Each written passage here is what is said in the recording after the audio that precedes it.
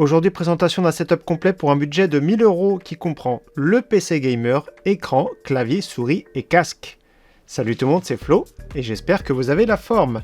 Donc ce PC peut-être qu'il vous dit quelque chose, on l'a présenté récemment en vidéo, donc j'avais fait le montage d'un PC à 700 €. Donc on part sur un PC à 700 €, je vais vous redonner les composants. Tous les liens en description du PC bien sûr, toutes les périphériques que je vous présente. Donc c'est vraiment pas mal, 1000 € d'avoir un budget plutôt contenu, parce que c'est vrai que des fois pour 1000 € on a juste une carte graphique. Donc là on a un setup complet qui permet de jouer très convenablement en 1080p qualité élevée. Donc on avait fait les tests de ce PC, j'étais à 139 de moyenne. Donc c'est vraiment top, Vous allez voir qu'au niveau de la configuration, du look, tout ça, ça passe vraiment super bien. Ça peut être le setup on va dire idéal pour un débutant. Donc je perds pas trop de temps, je vais me pousser un petit peu tout ça. Et on va parler premièrement du PC, donc on va faire un tour rapide parce qu'on l'a déjà présenté. Donc je mets la petite fiche d'ailleurs, n'hésitez pas à voir cette vidéo pour voir le test de ce PC. Donc je me fais de la place, on parle tout de suite du PC. Déjà le boîtier, je ne sais pas si vous connaissez, si vous avez reconnu, c'est le Zalman M4, donc disponible en version blanche, disponible en version noire, malheureusement pas toujours disponible. Je mets le lien en description, mais s'il n'est pas en stock, il y en a un que j'aime beaucoup, qui peut être pas mal, qui ressemble à celui-ci, c'est le Oversteel Iris qu'on retrouve souvent à bon prix, entre 50 et 60 €, pareil, avec des ventilateurs RGB, comme là ça se pilote depuis la façade. Là il y a quand même 4 ventilateurs à bord. C'est un bon boîtier, franchement j'aime bien, on peut faire varier des cycles, ça c'est cool, j'aime bien directement depuis le boîtier comme ça. C'est top, donc il y a beaucoup de choix, capacité d'intégration correcte. Vous allez voir pour cette configuration, de toute façon c'est vraiment bien. Comme j'ai dit, ceux qui n'ont pas vu la vidéo, n'hésitez pas à la revoir. Donc le processeur qui était à bord, c'est le Ryzen 5 5600. Depuis la vidéo, les prix ont pas mal baissé. Celui-ci, des fois, on le retrouve à 100 €. 100 €, c'est très rare. Mais ça arrive sur le site Amazon.de, des fois 110 €. Des fois, il y a la version X également à 110 €. Donc, c'est une baisse de prix qui est toujours appréciable. Donc, si vous n'êtes pas pressé, attendez vraiment, vérifiez de temps en temps les prix. Donc, Ryzen 5 5600, c'est vraiment bien. Dans l'ordre, j'avais mis 16 Go en DDR4 3600. C'est à peu près 42 €. Donc, suivant les promotions, des fois de la RAM, ça peut varier entre 37 et 40 €. Donc, suivant les prix, si vous n'êtes pas pressé, prenez 16 Go ou si vous avez plus de budget, 32 Go directement. Mais vous allez voir que la carte mère a 4 emplacements pour la RAM, donc pour plus tard, pourquoi pas. J'avais mis un SSD de 512 Go parce que les prix avaient baissé, c'est environ 40 €. Donc le Lexar notamment, pas mal. Après, dans les 40 €, il y a quand même du choix. Il y a des fois même moins cher en format SATA. Donc je vous présente tout de suite la carte mère. Une carte mère qui coûte moins cher qu'à la sortie de la vidéo, notamment sur le site Amazon France. Donc la MSI B550M Pro VDH avec Wi-Fi. Là c'est vraiment bien, avec ce processeur maximum dessus. Un Ryzen 7 5700X, ça passe très bien également. Franchement, j'aime bien cette petite carte mère pour des boîtiers plutôt compacts, pour des configurations plutôt milieu de gamme, c'est vraiment bien. Donc pareil, je mets de côté ici. Alimentation, nous partons en Espagne avec la MSI 550 watts, c'est là qu'elle est la moins chère sur le site Amazon espagnol. Donc ouais, 550 watts pour cette configuration, ça suffit. J'avais rajouté un petit ventirad qui coûte une vingtaine d'euros de chez Thermalright, j'aime bien celui-ci. Silencieux, très joli, avec le petit halo sur le tour. Donc Thermalright A500 Spirit 120 Evo. Donc elle existe en blanc, en noir. Bien sûr, suivant le boîtier que vous choisirez. Donc dans tous les cas, c'est vraiment correct pour ce type de processeur. Si vous prenez un Ryzen 7, prenez plutôt la gamme au-dessus. Ouais, après ça reste correct. Disons que si vous avez un gros processeur, donc il va quand même refroidir, mais ce sera bruyant et c'est vraiment dommage, sachant que ce PC est vraiment super silencieux. Et on finit par la carte graphique. Une carte graphique qui baisse de prix de temps en temps, des fois 249 €, donc surveillez bien, prenez quand elle est à 239 € si vous n'êtes pas pressé. RX 6650 XT, modèle XFX. Alors des fois, même il y a des fois sur le site PC Componentes, quand il y a des promotions, les prix incluent la livraison. Quand on commande sur le site Amazon, c'est le revendeur NR Info, il faut rajouter 10 € de frais de livraison, donc à peu près 250, maximum 260 €. Ce qui fait un PC final super cohérent pour jouer en 1080p dans de bonnes conditions, comme j'ai dit, à une moyenne de 140 FPS. Donc c'est vraiment pas mal. Donc je mets tout ça de côté, je vous présente la suite et je rappelle tous les liens de ce PC en description. Alors on parle tout de suite de l'écran, voilà la pièce maîtresse, on va dire c'est l'écran. Donc un écran c'est de plus en plus intéressant, là on est sur un écran 24 pouces avec une dalle 165 Hz IPS. Donc surveillez bien les prix également, ça fluctue entre 140 et 160 €. Donc j'aime bien celui-ci, il est un tout petit peu plus cher qu'on va dire que les entrées de gamme, mais c'est un petit plus parce que regardez déjà, ça pivote. Dans ce sens-là, ça pivote en hauteur, donc on a un pied ergonomique, et ça peut pivoter, dans quel sens? Dans ce sens-là. Voilà, si on veut un écran secondaire, ça peut pivoter complètement à la verticale. Donc moi j'aime bien au niveau des couleurs, tout ça c'est correct, c'est pas exceptionnel, mais c'est vraiment super correct. Je vais le redescendre un peu. Et j'aime bien Regardez le petit fond d'écran ici, c'est Wallpaper Engine sur Steam. On peut mettre des fonds d'écran personnalisés. Donc là, j'ai trouvé que c'était sympa. Je vais faire le tour. Je vais en essayer d'autres. On va regarder. Regardez par exemple MSI. Aorus.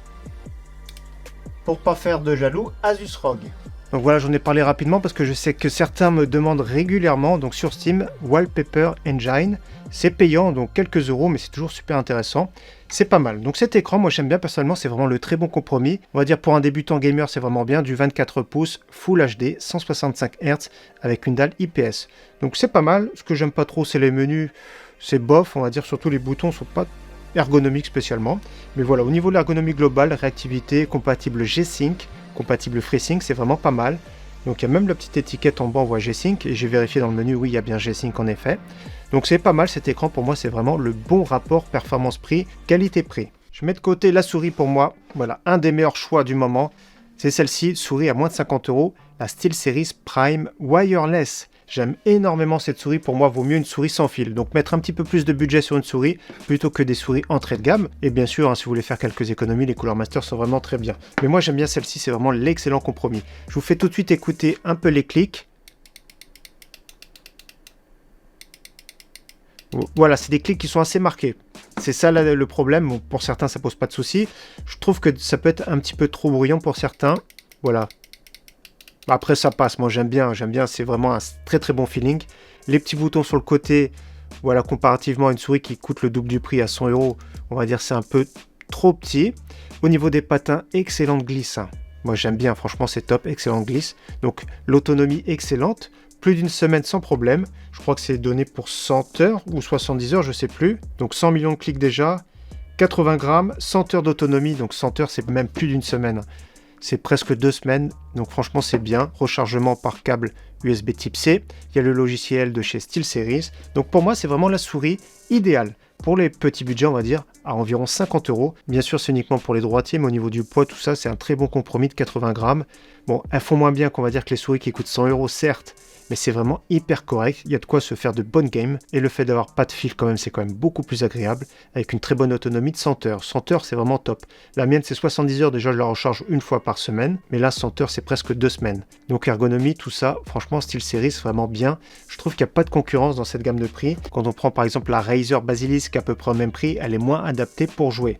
Donc celle-ci, ultra polyvalente, pour jouer, c'est vraiment au top, à moins de 50 €. Ensuite, on va parler du clavier, parce que j'ai deux choix de clavier, deux qui sont intéressants à moins de 50 €. Le premier qui est ici depuis tout à l'heure, c'est de la marque Ozone. C'est le Ozone Tactical. Ils m'ont mis directement l'étiquette de la Poste dessus. Voilà, c'est vraiment dommage, il n'y a pas eu d'emballage. Donc compatible Bluetooth également. Regardez le petit logo Bluetooth. Ça, c'est vraiment bien, c'est un petit plus, mais bon, l'autonomie, c'est vraiment pas terrible, mais au cas où, c'est compatible. Donc regardez, j'ai déjà fait quelques petites traces de doigts, je ne sais pas si on voit trop. Au niveau du look, voilà, RGB, c'est un clavier 65%. Avec des switches RAID, donc je vais vous montrer. Donc je crois qu'il est disponible qu'en RAID. Donc actuellement 35-36 €. Surveillez bien les promotions quand il a ce prix là, c'est vraiment une pépite. Donc switch mécanique RAID. Je vous fais écouter tout de suite, je vais me taire. Espace. Franchement pas mal le bruit, le feeling, tout ça. Bien la touche Enter. Donc quand il est dans les 35-37 €, c'est le choix numéro 1, tactical. Derrière, regardez, voilà, c'est assez basique, hein. Avec les 4 patins en caoutchouc. On-off ici, bien sûr, c'est pour la compatibilité Bluetooth. Donc pas mal. La petite marque Ozone. Ozone, c'était une marque qui date il y a quand même pas mal d'années. À la base, ils faisaient des périphériques à très très bon rapport qualité-prix. C'est toujours le cas ici. J'étais surpris de retrouver justement la marque Ozone sur Amazon depuis quelques mois. Donc pas mal. À 35 €, excellent choix. En deuxième choix, je vous montre de suite, c'est un clavier 60%, donc un tout petit peu plus petit, de la marque Geeky, le Geeky GK. Alors, elle est où la référence? GK61 ici, Geeky GK61. Alors moi, ce que j'aime bien, c'est la marque Ranked, on va dire rebadgé, mais Ranked, c'est un tout petit peu plus cher. Donc c'est un clavier compact 60%, cette fois-ci hot swappable. Donc avec les switches qui se retirent complètement. Donc moi j'ai pris des switches notamment black. Donc je l'ai acheté 39 €, mais les prix en ce moment c'est 49 € malheureusement. Donc surveillez les prix. Regardez, ça change un petit peu, j'ai voulu tester, parce que ça faisait très longtemps. C'est comme les RAID, mais un peu plus dur au niveau de la résistance. Donc ce sont des switches linéaires également. Ce que j'aime bien, c'est la police d'écriture vraiment très fine, très discrète. Ça c'est cool. Regardez par rapport au clavier Ozone. Regardez la police d'écriture. Ça fait un peu plus classe sur le geeky. C'est pas mal. Donc pareil, le switch noir, je vous fais écouter tout de suite. Plus de résistance, espace. Ça passe bien. C'est correct, mais je crois que le ozone est un tout petit peu plus silencieux. Alors qu'ils mettent que dedans, il y a une mousse absorbante, etc. L'arrière, c'est pareil. Hein. Ça se trouve, c'est exactement le même moule. Donc c'est pas tout à fait le même moule. Hein. Le tactical est un petit peu plus grand. Je vais le brancher. Vous allez voir, c'est le RGB hein, du grand classique. Cette fois-ci, l'USB est sur le côté. Donc voilà, sympa aussi. Hein. Ça fait toujours son effet au niveau du look. Mais bon, ça joue pas sur les performances, mais le soir, ça peut être pratique. Les deux ont des avantages, des inconvénients. Celui-ci, s'il a 39 €, il est vraiment excellent. Pourquoi? Parce qu'on peut remplacer tous les switches. C'est vraiment bien disponible en switch. De base, c'était les black. Il y a les red, il y a les blue, il y a les brown, donc les grands classiques. Donc surveillez bien, je crois qu'il y a même des speed. Donc à 50 € un tout petit peu cher, à 40 € vraiment excellent. Et celui-ci, pareil. L'avantage, c'est qu'il est compatible également Bluetooth sans fil, donc pour certains, ça peut être vraiment bien. 65% avec des touches un petit peu en plus sur le côté, ça peut être bien. Pareil, quand il est à 35-37 €, il est vraiment excellent, donc suivant vos préférences. Malheureusement, à chaque fois, ces claviers-là, moi, ce que j'aime pas, l'ABS, voilà, on va dire que c'est du premier prix, ça laisse vraiment les traces de doigts. Manque plus qu'à présenter le casque maintenant. Un casque que j'ai déjà présenté en vidéo bon plan. Regardez ce casque de chez Epos. Je trouve vraiment top. Le H3. Donc là, c'est la version hybride. Pourquoi j'ai pris hybride? Parce qu'il est au même prix que la version H3 classique. Le hybride, ça rajoute le Bluetooth. Notamment si vous êtes en jeu, vous pourrez le connecter à votre téléphone. En plus, si vous recevez un appel ou un truc comme ça, par exemple. Donc personnellement, j'aime beaucoup. Regardez ici, quand on lève, ça mute directement le micro. Ça, c'est vraiment top. Donc, possibilité de le connecter en USB type C. Possibilité de le connecter en jack. Donc, c'est du TRRS. Il n'y a pas le dédoubleur qui est fourni, mais en USB, ça marche très très bien sur PC. On-off ici, c'est quand vous l'utilisez en Bluetooth. Pour connecter en Bluetooth, c'est l'autre bouton de l'autre côté. La petite molette sur le côté pour régler le volume, ça c'est vraiment top. On peut retirer le micro, regardez, c'est juste aimanté. Voilà, il y a juste à tirer dessus. C'est aimanté, on peut le retirer. Il y a un petit cache dans le bundle, je vais vous montrer. Déjà, je vous montre le cordon audio. Il y a un câble également USB type C. Regardez le petit cache pour le micro. Voilà, toujours sympa. On peut s'en servir en casque audio ou en micro-casque directement quand vous jouez. Au niveau de la finition, très bonne. Hein. Regardez, c'est du velours. C'est bien moelleux, ça c'est vraiment super. Au niveau de l'arceau, pareil. Au niveau de la finition, tout ça c'est vraiment bien. Donc son prix, un tout petit peu plus de 50 €. Disponible également en version blanche. Comme vous avez vu, je vais le mettre sur la tête. C'est dans quel sens? Left, right. Voilà, sur la tête, il fait pas massif. Moi, j'ai une petite tête personnellement. Ça va super bien. Donc moi, j'aime bien. Ça passe bien en casque audio également. C'est ça qui est vraiment bien. Parfois, il y a des promotions sur l'HyperX Cloud ou Cloud 2. Donc surveillez bien, c'est en USB, c'est moins pratique. Celui-ci, on va dire qu'il est beaucoup plus polyvalent. Donc comme ça, vous pouvez l'avoir sans fil. C'est ça qui est vraiment bien, directement connecté à votre smartphone. Donc regardez, c'est le cordon d'origine, hein, largement assez long. Donc il est connecté. Je vais lancer un enregistrement sur Audacity. Donc là, c'est parti, je parle avec le micro. N'hésitez pas à me dire ce que vous en pensez. Donc c'est un casque, ouais, au niveau du confort, ça passe, c'est vraiment du milieu de gamme, mais c'est vraiment pas mal. Au niveau de l'audio, c'est correct, c'est pas exceptionnel, mais c'est vraiment pas mal. Donc il fait tout bien, mais rien d'exceptionnel. Au niveau de la légèreté, au niveau de la polyvalence, c'est bien. Je ne sais pas ce que ça va donner au niveau du son. N'hésitez pas, bien sûr, à me dire dans les commentaires ce que vous en pensez. Je vais mettre stop et je vais écouter. Donc ouais, c'est correct, hein, c'est pas exceptionnel, mais c'est assez clair, c'est compréhensible. Donc il fait rien d'exceptionnel ce casque, mais son gros point fort, c'est d'être pas cher et vraiment très polyvalent. Donc dans ce setup, on va dire pour un premier casque, c'est vraiment excellent. Ensuite, il manque un tapis, je ne l'ai pas inclus dans le prix parce qu'on dépasse le budget, mais un tapis de souris, vous prenez un tapis XXL, il y en a des pas trop chers dans les 20 €. Un tapis XXL, prenez du 90 par 40, c'est vraiment bien. Donc il y a beaucoup de choix sur Amazon, des tapis premier prix, regardez récemment ce que j'ai acheté. Donc il est un peu plus petit celui-ci, c'est un 80 par 35 qui était pas très cher, pareil dans les 20 €. On va le déballer, on va le regarder par curiosité, mais je vous conseille, il ressemble à ça.